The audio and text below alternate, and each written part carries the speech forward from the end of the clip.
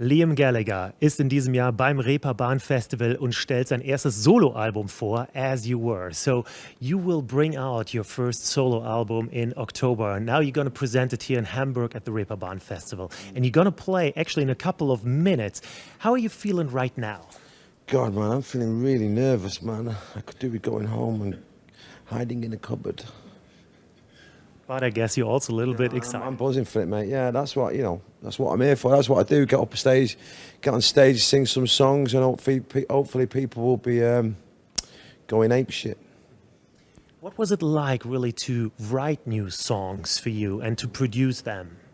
Well, I didn't produce them, but it was definitely nice. It's definitely nice to be back with an album of songs that will take me around the world to go and play and sing to the beautiful people of planet Earth. So that's the most important thing, you know what I mean? It's just being able to go out and express yourself and sing songs to the beautiful people. Now, whether they buy it or not, it's two different things, but it's not all about the money, honey. But if they wouldn't buy it but still would listen to it, what would be more important for you? Oh, I guess listening to it, man, you know what I mean? Without a doubt, man. You know, the main thing about when you do a record is you want people to take it into their hearts and souls, you know what I mean? And truly means something to them, you know what I mean? Like some records that I've had over the years, you know what I mean? So that's the most important thing. Now, if only one person, if it means something to one person, that's job done, you know what I mean? If it truly means something to them. Now, it's great if it means, tens of thousands, it means a lot to them as well, but if it means just something to one person, that'll keep me happy. Well, of course, you and your former bands are legendary, and you really made your footprint in the music world forever. So starting now a solo album, was there pressure for you when you wrote the songs and now when you recorded them? No pressure, man. Nope, I'm afraid no pressure from from my side of the fence, because I'm bothered about pressure, you know what I mean? If you're finding it pressure, you shouldn't do it, you know what I mean? You should go and be a florist or something. No pressure. I got up and I wrote a song called Bold. I wrote another one called When I'm in Need, not obviously in the same day, but over a period of time. And I just did it on my chill, I just did it in my own time, you know what I mean? That's the way it should be, you know what I mean? And then I went to LA and done a bit of co-writing with some other people. We wrote 3 songs in 3 days, recorded them and everything. So it was all kind of chilled, man, you know what I mean? And like I've said before, I don't class myself as a songwriter, I class myself as a rock and roll singer. So I'm not one of them guys that sit at home going, fucking hell, God, I've got to write a song. God, if I don't write a song, I'm going to jump, where's the bridge? Let me jump off the bridge, you know what I mean? I can give a fuck if I ever wrote another song ever again, you know what I mean? There's a lot of great songwriters in the world that want me to sing their songs, and I'm quite happy with that. Do you know what I mean? Because I'm a good singer, and that's how I see myself. But it sounds now very easy when you wrote these songs, like in 3 days, 3 songs. I'm not saying it was easy, you know what I mean? But it certainly wasn't. Like a lot of people, go, oh God, man, this, was doing a solo album, man. It was like life or death. It's like, oh, fuck off, you know what I mean? It might have been, you got to do a lot of soul searching, but it was. I'm not saying it was easy, but it certainly wasn't fucking hard. And it wasn't to the point where it was like, oh God, I've really got to the top of Kilimanjaro and I've found myself. It's just people go on about it a bit too much as if they're curing cancer, and it's not. You know what I mean? It was all right. It was pleasurable, actually. Good to get a lot of things off your chest. You know what I mean? And it's cheaper than going to see a shrink. So, but why did it really take so long since you? It didn't take long, man. It took a year, really, I think, to get, we've done about 20 songs, so I reckon about a year. I think that's pretty cool, man. Plus, we weren't really flat out either. We'd have a month off, then we'd have 3 months off because the geezers that I was working were committed to work with other people. So it wasn't like, we definitely, if we went, we could have banged it out in 3 months, 4 months. What we normally, with my other bands, we'd sort of go in there and just, we wouldn't come, it'd take us 3 or 4 months. We'd go in and we'd do it and then we'd come out. This one was like a month on, 2 months off, a month here, which I found was all right, you know what I mean? So it didn't really take a year to do, really. So coming to Hamburg, is that special to you because also of the musical history of Hamburg? Yeah, I love Hamburg. I like Germany, man. I've always liked Germany, you know what I mean?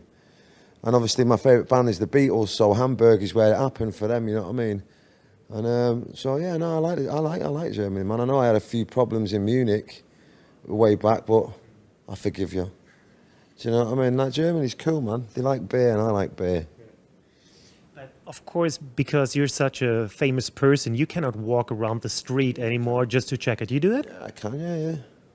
Would you go out tonight on the Reeperbahn just to check out? Oh, God, no, I'd get in a lot of trouble if I did that, mate. No.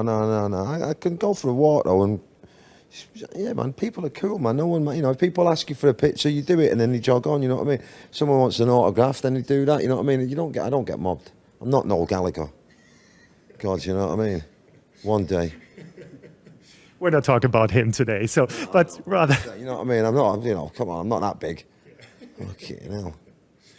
Did he give you any response on your record so far? No. I don't speak to that little man. I haven't spoken to him for 2009. I'm sure apparently he was putting his record out the same time. But a little birdie tells me he's put it back and it's not coming out until May.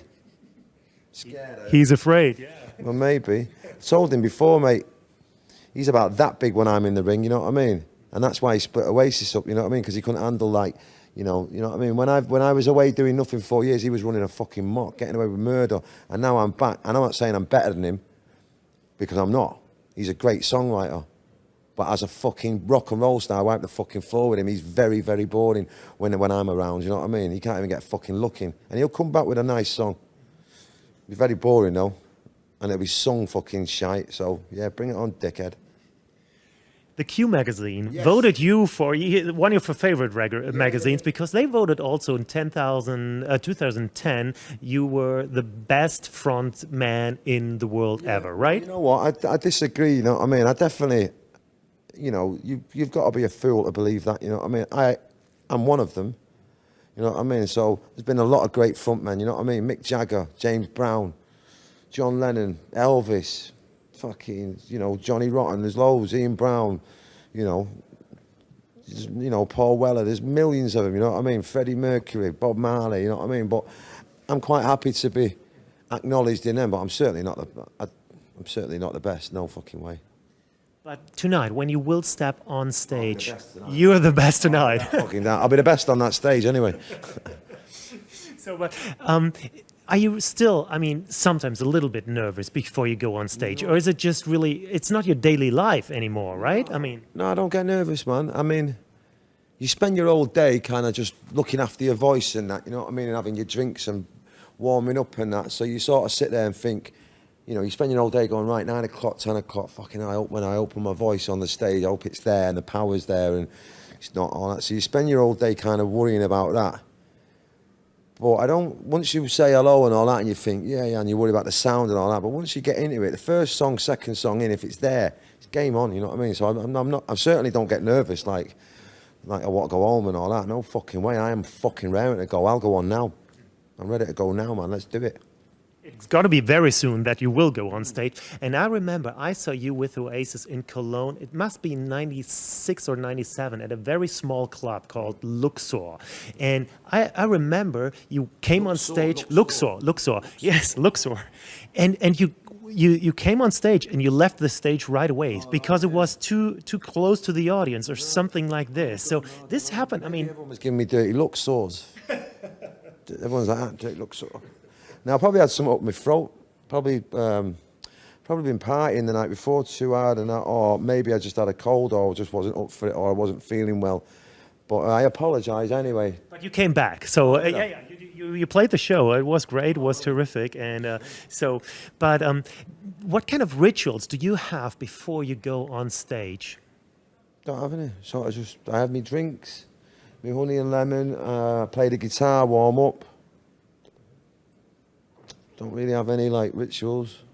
But afterwards, what will happen after the show tonight? I mean, do you have some time? No. I had a little drink last night on my birthday yesterday. You know, 45th birthday? No. I'll be going straight to bed because I've got another gig tomorrow in Paris, so I won't be partying tonight. But the band will be partying because they're animals. How did you actually choose your musicians? Well, I got 4 of them off Grindr, and the keyboardist, he was off. I got him from Automat. So when you come tonight in this club, it's called Docks, just for you to know. Docks, D-O-C-K-S. Nice. Can you... Like the footwear, Docks. Yeah. Dogs. So, can you feel right away that there is a good atmosphere when you enter a stage and a club? Well, if there's a bar there, we've done a gig the other night in Paris, and there was nobody was drinking, so the crowd were a bit like, you know, obviously they wanted to have a drink and that, so it was a bit like kind of static, you know what I mean? So, but if the crowd have been drinking, which you should do at a rock and roll concert, and if they're a bit leery and a bit energetic, you know, I think it'll be a top night. I mean, I'm fucking raring to go, man. I can't wait. So then just give us a little inside view, what kind of set list will we hear tonight? Set list, we'll be starting off with a couple of Oasis songs, and then we'll go straight into like about 4 new ones, maybe 5, and then we'll go back, do another 2 Oasis ones, and then we'll carry on with the new stuff, and then we'll end on 2 Oasis. So it's 6 Oasis, 2 at the front, 2 in the middle, 2 at the end, and the rest is all the new album, but which is equally as fucking good, I think. We are very excited to hear your new songs playing live. Of course, also my heart is beating faster when you're going to play also some of the Oasis songs. So thank you very much. Thank you, man. All the best. Welcome. Liam Gallagher. It's perhaps your most emotional, touching album ever for me. Good. Well, that means a lot, man. So I appreciate that, because I feel that too. I feel that as well. I feel like there's a lot of love in there, and a lot of emotion, and a lot of reality. You know what I mean? A lot of soul. It's yours. Yeah, it's mine, man. And I think going under another name of a band, I just think people either recognise me as the singer in Oasis or Liam Gallagher. They don't recognise me in BDI. It's like, what the fuck? So I thought, getting another band name called the fucking, you know, the Wonky Chops, you know what I mean? People, it'd just be like, what's going on here, you know what I mean? It's time to get fucking real, you know what I mean? There's been 4 years away from music, you know, so it's time to get back. And so Liam Gallagher feels natural to me, you know what I mean? It doesn't feel, it feels natural. It feels more natural than Oasis. You need a bit of, the way I see rock and roll or guitar music, you need a bit of attitude, you need a bit of aggression, you need to live your life on the edge, you know what I mean? Some days it'll fucking kill you, and some days it won't, you know what I mean? So I couldn't have written this stuff back then because I was too busy fucking weed, you know, and having a good time, you know what I mean? I didn't have time to be sitting there with a fucking guitar. Fuck that guitar. Give me some drugs and give me some alcohol. Fucking arsed about guitars. You can have that, no, you know what I mean? But now, as you get older, it's time to just like, you know, you just get a little bit, you settle down a little bit. Do you feel regrets about Oasis? No, God, no regrets, man. No, we had a good time, man. I didn't split the band up. Mr. Noel Gallagher split the band up because his ego wasn't getting stroked enough, so he decided to go solo. So I'm still cool. I can still sing them songs. If Noel Gallagher comes off his high horse and wants to get fucking back to business, I'm ready to go, mate. You know what I mean? I just think I've still got a rock and roll soul inside me, man. I've not turned into a fucking girl, you know what I mean?